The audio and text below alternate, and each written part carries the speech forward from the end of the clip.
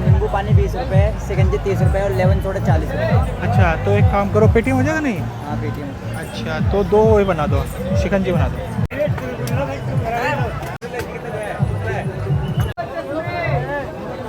भैया इस उमस में शिकंजी जान बचाएगी।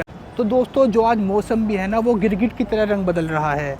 एकदम तो यहाँ पर धूप हो जाती है, चिलचिलाती धूप, और एकदम घटा जाती है। तो भाई मौसम का आज कुछ भी अंदाज़ा नहीं हो पा रहा है। बाकी अब हम भोलेनाथ की प्रतिमा के पास हैं। अभी हम आगे आपको बताएंगे कि जो गंगा नदी है जो यहाँ पे अवतरित हुई थी हरिद्वार में, उसके पीछे की क्या कथा है। तो प्रश्न किया नारद जी ने विष्णु जी से कि प्रभु ये बताइए, आप जो सुरेश्वरी माँ गंगा है तो वो पृथ्वी पर कब तक रहेगी, और उनका जो अवतरण था पृथ्वी पर वो कैसे हुआ, उसकी आप कथा सुनाइए।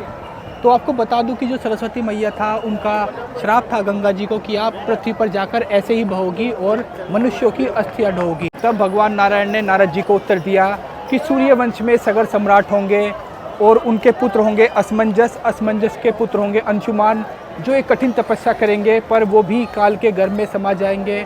फिर अंशुमान के पुत्र होंगे भगीरथ, जिनकी तपस्या के कारण जो गंगा नदी है वो पृथ्वी पर अवतरित होंगी। तो एक इंटरेस्टिंग बात बताता चलूँ आपको कि गंगा मैया प्रभु से कहती है कि प्रभु एक बात बताइए कि सरस्वती जी का शाप और भागीरथ जी की एक दल तपस्या से मैं भारतवर्ष में जा तो रही हूँ, पर मैं वहाँ पर कितने समय तक रहूँगी, और आप मेरे को ये बताइए जो पापी लोग होंगे वो मुझ में स्नान करेंगे तो उसमें मुझ में पाप बढ़ेगा, तो वो कैसे दूर होगा। तो भगवान विष्णु जी कहते हैं कि कलयुग में माता आपको 5000 वर्ष रहना पड़ेगा, और जो पाप की बात रही तो जैसे दुष्ट आत्मा आप में आके स्नान करेंगे ऐसे पुण्य पुरुष भी आप में स्नान करेंगे, तो ऐसे आपके सारे जो पाप हैं वो दूर होंगे।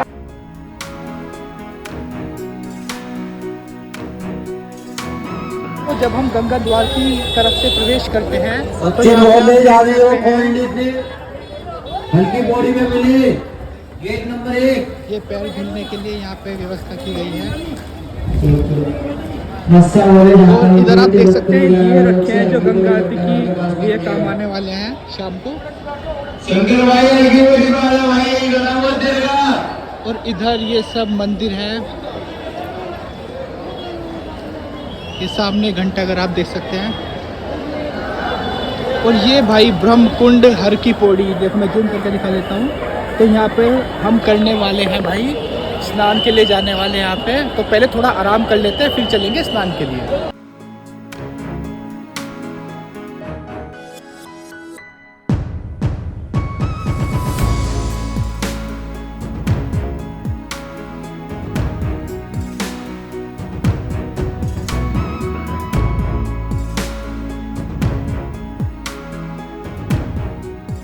तो भाई स्नान वगैरह अपना हो चुका है, और अभी आप मेरे पीछे देख सकते हैं कैसा माहौल है यहाँ पे, बढ़िया चहल पहल है एकदम।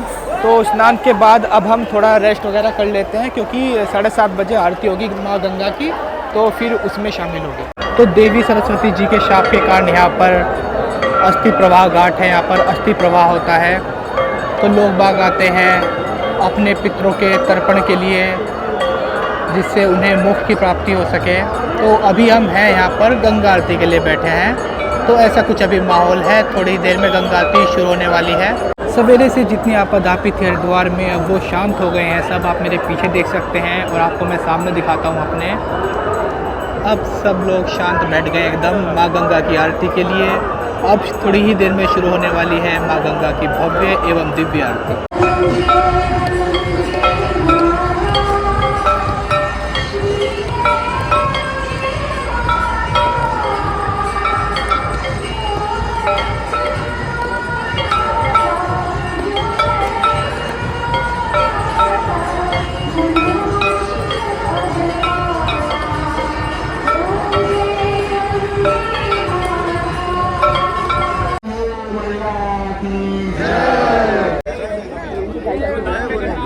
तो 10 मिनट की आरती हुई पर मन एकदम शांत हो गया।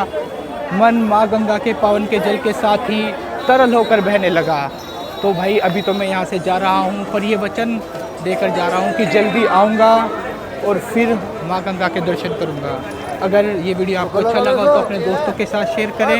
हर हर गंगे, हर हर महादेव।